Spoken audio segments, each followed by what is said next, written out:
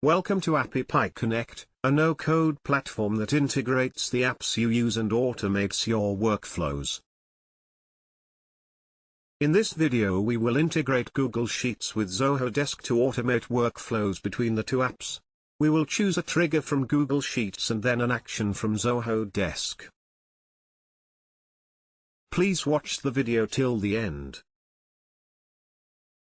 Start by selecting Google Sheets as your trigger app. Next, choose a trigger event.